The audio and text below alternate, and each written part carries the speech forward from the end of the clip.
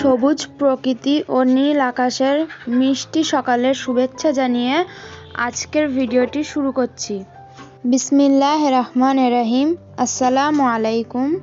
উত্তর 24 পরগনা জেলার ছোট্ট একটি গ্রাম থেকে আমি পারভিনা আছি আপনাদের সঙ্গে আমার সারাদিনের কাজকর্মে কিছু কিছু অংশ নিয়ে আপনাদের সামনে এসে হাজির হয়েছি। আজকে এই ফার্স্ট টাইম আমি সারাদিনের কাজকর্মের মধ্যে কিছু কিছু পার্ট আপনাদের সঙ্গে শেয়ার করতে চলেছি। আশা করছি আপনাদের কাছে ভিডিওটি ভালো লেগে যেতে পারে। তো ফ্রেন্ডস, আপনারা সকলে কেমন আছেন? আমি তো আল্লাহ পাকের অশেষ রহমতে আলহামদুলিল্লাহ ভালো আছি। আশা করছি আপনারাও সকলে খুব ভালো আছেন। তো চলুন আর বেশি দেরি না করে আজকের ভিডিওটি শুরু করা যাক। ভোর 5টায় ঘুম থেকে উঠে সবার প্রথমে ফজরের সালাত আদায় করে নিয়েছিলাম। এরপরে ব্রাশ করে চা নাস্তা করে নিয়েছিলাম। সাথে ফোনে কিছু এডিটিং বাকি ছিল কুকিং চ্যানেলে, সেগুলোও সেরে নিচ্ছিলাম। এরপরে সকালের সমস্ত বাসি কাজকর্মে হাত দিলাম। একে একে বাসি কাজকর্ম, উঠোন ঝাড়ু দেওয়া, জামা কাপড় মেলা, এই সমস্ত কাজকর্মগুলো সেরে নিয়েছিলাম। আজকে কোনো রকম প্ল্যানই ছিল না যে আজ থেকে ভ্লগ ভিডিও শ্যুট করব। হঠাৎ করে ইচ্ছে হলো আজ থেকে ভ্লগ ভিডিও শ্যুট করি। তো যেই না ইচ্ছে হলো তারপরেই শুরু করে দিলাম। এখানে প্রথমেই অফ ক্যামেরাতে তো অনেক কাজগুলোই করে নিয়েছিলাম। এই 9:30 নাগাদ ভ্লগটা শুরু করেছিলাম। তখনই আব্বুর দোকানে রুটি পাঠানোর জন্য এখানে প্রথমে আটাটা ছেনে নিচ্ছিলাম। আটা মাখা হয়ে গেলে এখানে এটা অন্য দিনের ভিডিও শ্যুট করা ছিল, এই রুটি বানানোর এইটা, সেটাই আপনাদের সঙ্গে শেয়ার করেছিলাম। এই যে টিফিন বক্সে 3 পিস রুটি ও বাঁধাকপির তরকারি রান্না করে সেটা দিয়ে দিয়েছিলাম। এই রুটিটা আমার মাই বানিয়ে দোকানে দিয়ে আসবে। আর এখানে সিমই রান্না করার পর্ব চলছে, আপনারা তো দেখতেই পাচ্ছেন। এখানে আমার বোন সিমইটা রান্না করছিল। আপনারা যদি চান তাহলে আমি এই সিমই রান্নার রেসিপিটি ডিটেলসে শেয়ার করব অনেক আরেকটি ভিডিওতে ইনশাআল্লাহ। আর এখানে দেখুন সিমই রান্না হয়ে গেছিলো। এখানে বোনের ছেলেকে মানে আফফানকে সিমইটা খাইয়ে দিচ্ছিল আমার বোন। আর দেখুন কেমনভাবে চুপটি করে বসে খাচ্ছিল। আমি এখানে ভ্লগ ভিডিও শ্যুট করছিলাম। আর একটু পরে দেখতে পাবেন ফোন নেওয়ার জন্য বায়না করছে। তারপরে এখানে ঘড়িতে এখন 11টা বাজতে যে আমরাও খেতে বসে গিয়েছিলাম। এখানে রুটি আর আগের দিনের কিছু তরকারি ছিল, তো আমরা 3 বোন একসাথেই খাচ্ছিলাম। তো বন্ধুরা, আজকে ফার্স্ট টাইম আমি ভ্লগ ভিডিও আপনাদের সঙ্গে শেয়ার করছি। এই ভিডিওতে ভয়েস ওভার দিতে কিংবা ভিডিও শ্যুট করাতে যদি কোনো প্রকার ভুল ত্রুটি থেকে থাকে তাহলে আপনারা প্লিজ ক্ষমা সুন্দর দৃষ্টিতে দেখবেন। নেক্সট টাইম আমি চেষ্টা করব আরও সুন্দর ভিডিও আপনাদের সামনে তুলে ধরার জন্য। তো আপনারা পাশে থাকলে আমি নিশ্চয়ই পারবো একদিন। তো আপনারা দেখতে পাচ্ছেন আমরা এখানে খাওয়া দাওয়া কমপ্লিট করে গ্যাস ওভেনটা প্রথমে একটা শুকনো কাপড় দিয়ে মুছে নিলাম।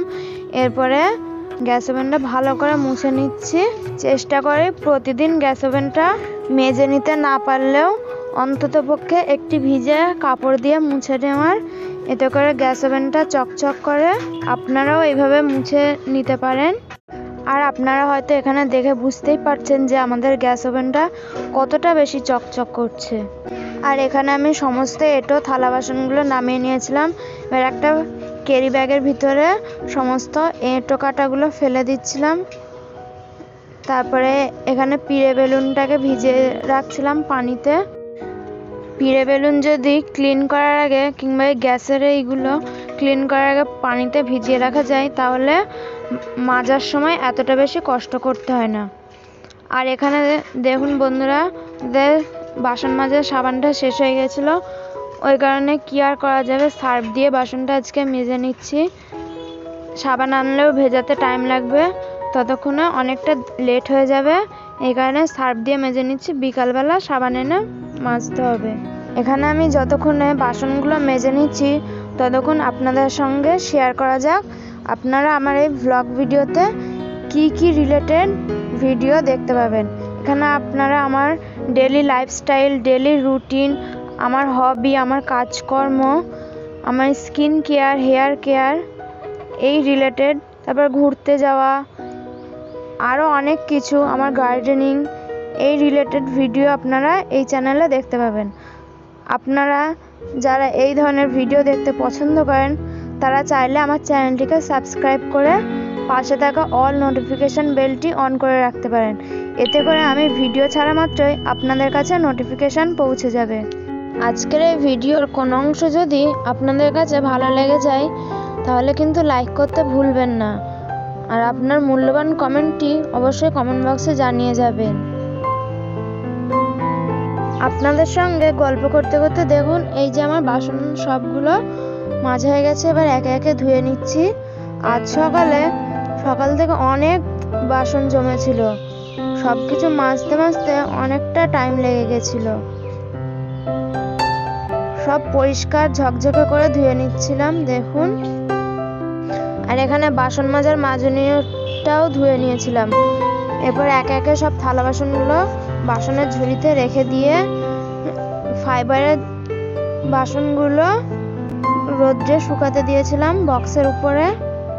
এখানে সাবানটা জায়গা মতন রেখে দিলাম, কলপাটটা পানি দিয়ে ধুয়ে দিয়েছিলাম। এখানে অফ ক্যামেরাতে কলপাটটা ঝাঁটা দিয়ে ধুয়ে দিয়েছিলাম ভালো করে ঘষে ঘষে, এতে করে কলপাটটা চকচকে থাকে, দেখতে ভালো লাগে। আর এই যে থালা বাসনগুলো সব নিয়ে চলে যাচ্ছিলাম একে একে জায়গা মতন রেখে দিতে।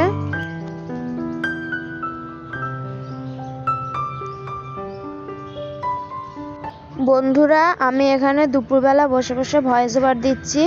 আপনারা যদি বাইরের কোনো নয়েজ কিংবা যানবাহনের কোনো শব্দ পেয়ে থাকেন, আপনাদের যদি শুনতে শ্রুতিমধুর হয়ে না থাকে তাহলে আপনারা প্লিজ একটু ইগনোর করে যাবেন। চেষ্টা করব সুন্দর ভয়েস ওভার দেওয়ার জন্য। এই দেখুন এখানে কাঠের পিড়ে বেলুনগুলো রোদ্রে দিয়ে দিয়েছিলাম। আর এখানে আমাদের এই পোটের উপরে না সকালবেলা বেশ রোদ আসে।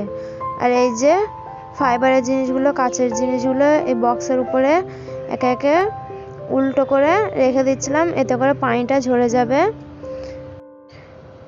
আবার বিকালে নরম একটা শুকনো কাপড় দিয়ে এগুলো ভালো করে মুছে জায়গা মতন তুলে দেব।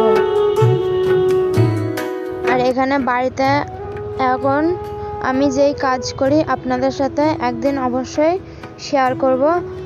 আর সেই কাজটা এখন কিছুদিন ধরে বন্ধ আছে, ওই কারণে আমরা এখন মালা গাঁথার কাজ নিয়েছি। তো আমার বোন বসেছিল, ও বলছে কি করব ফালতু বসে থেকে, দে তোর কিছুটা কাজ এগিয়ে দিই। তো বসে বসে মালা গাঁথছিল। আর এখানে মাছ এনেছিল, সেই মাছগুলোই ধুয়ে নিচ্ছিল। আমি আপনাদের সাথে সেটা ক্যামেরা অন করে শেয়ার করলাম। মাছগুলো ধুয়ে নিয়ে এবার চুলোয় রান্না বসাতে যাবে। আজকের রান্নাটা বুনুই করেছিল। আর এই রেসিপিটি আমি ডিটেলসে শর্ট ভিডিওতে শেয়ার করেছি, আপনারা চাইলে আমার শর্ট ভিডিওতে গিয়ে এই রেসিপিটি দেখে নিতে পারেন। তো আরও একবার আমি এই লং ভিডিওতে একটু ছোট করে আপনাদের সাথে রেসিপিটি শেয়ার করছি। এখানে মাছগুলো প্রথমে নুন, হলুদ, লঙ্কা গুঁড়ো এবং একটুখানি সরষের তেল মাখিয়ে নিয়ে মাছগুলো প্রথমে তেল ভালো মতন গরম করে নিয়ে ভেজে নিয়েছিল। এরপর মাছ ভাজা হয়ে গেলে তাসাটা নামিয়ে কড়াই বসিয়ে সরষের তেল দিয়ে তাতে পেঁয়াজ, কাঁচা লঙ্কা কুচি এবং রসুন ফোড়ন দিয়ে তাতে বেগুন, আলু দিয়ে কিছুক্ষণ নাড়াচাড়া করে নিয়ে একে একে সব মশলাগুলো অ্যাড করে দিয়েছে। দেওয়ার পর এখানে কষানোর পানি দিয়ে কষিয়ে নিয়ে আলু ও বেগুন গলে গেলে তাতে টমেটো অ্যাড করে আবারও ঝোলের পানি দিয়ে তাতে মাছ ছেড়ে দিয়েছিল। আর এভাবেই আজ দুপুরের রান্নাটা কমপ্লিট করে নিয়েছিল। আর এখানে আপনারা দেখতে পাচ্ছেন দুপুর 1:30 বাজে, এখন আমরা খেতে বসেছি। আর এই ভিডিওটি ছিল অন্য একটি দিনের, আমি এই ভিডিওর ভিতরে ইনক্লুড করে দিয়েছি। এখানে দেখতে পাচ্ছেন আমরা 4 জনে ভাত খুলে নিয়েছি, আমি, মা ওর 2 বোনের জন্য, আর আফফানকে আগেই ভাত খাইয়ে দিয়েছিল। এখানে ডাল, পাতে একটু আলু ভর্তা নিয়ে নিয়েছি, সাথে ছিল গন্ধরাজ লেবু। আর এখানে গন্ধরাজ লেবুর ফ্লেভারটা জাস্ট ওয়াও ছিল। আর এই যে দেখুন কেমন মন খারাপ করে ভাত খাচ্ছে। ওকে আর মাম্মাম আগে ভাত খাইয়ে দিয়েছিল, ও আবার আমাদের সঙ্গে খেতে বসবে। মাম্মাম আবার খেতে দিয়েছে। আর এখানে আপনারা দেখুন বাদাম ভাঙার নিউ টেকনিক। বাদাম ছাড়াতে পারে না বলে দেখুন কিভাবে বাদাম ভাঙছে। প্রথমে এখানে একটা বাদাম নিয়ে নিয়েছে, তারপরে হাত দিয়ে কিল মারছে। আর দেখুন বাদামটা কত সুন্দরভাবে ভেঙে যায়। ও তো আজ চলে যাবে, কিন্তু এই স্মৃতিটা আমার ফোনে থেকে যাবে। আজকেই ওরা বাড়িতে চলে যাবে। আর দেখুন আফফান বাদাম ভেঙে ঠিকই খেয়ে নিল। বাচ্চাদের এই দুষ্টু দুষ্টু বুদ্ধিগুলো দেখতে আপনাদের কেমন লাগে বলবেন তো।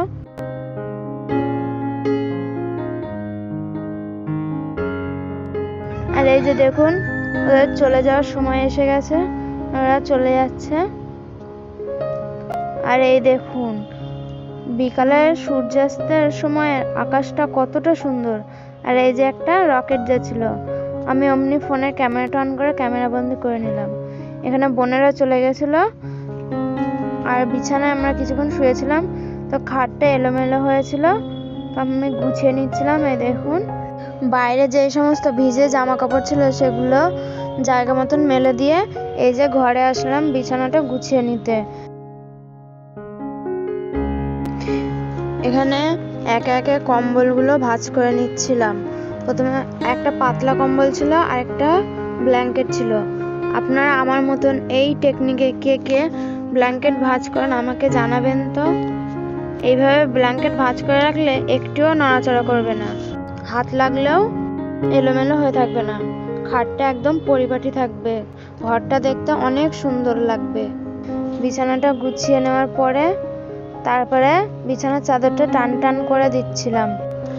এখানে বিছানাতে অনেক ধুলো ছিল, যেগুলো খালি চোখে দেখা যায় না, ধুলোতে কিচকিচ করে। সেগুলো একটা নারকেল কাঠি ঝাড়ু দিয়ে ভালো করে ঝেড়ে দিচ্ছিলাম। আমি অনেককে দেখেছি প্লাস্টিকের ঝাড়ু দিয়ে ঝাড়েন, কিন্তু আমার সেটাতে যেন ভালো লাগে না, সেটাতে ধুলো পরিষ্কার হতেই চায় না। তারপরে এখানে একটা চিরুনির সাহায্যে চাদরগুলো চারি সাইড বরাবর ভালোভাবে গুজে দিচ্ছিলাম। তারপর এখানে যে সমস্ত জামা কাপড় ছিল সমস্ত শুকনো জামা কাপড়গুলোকে পাট পাট করে ভাঁজ করে নিচ্ছিলাম, শোকেসে তুলে দেব তাই।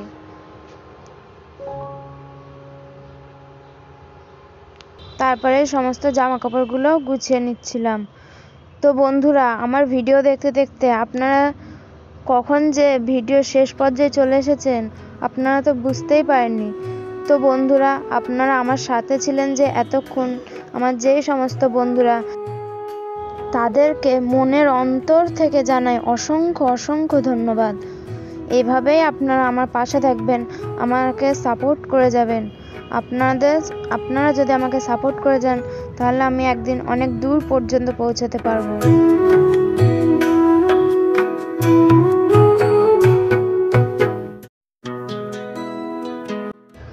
আজকের ভিডিওটি আর বেশি বড় করব না, আজকের ভিডিওটি এখানেই শেষ করছি।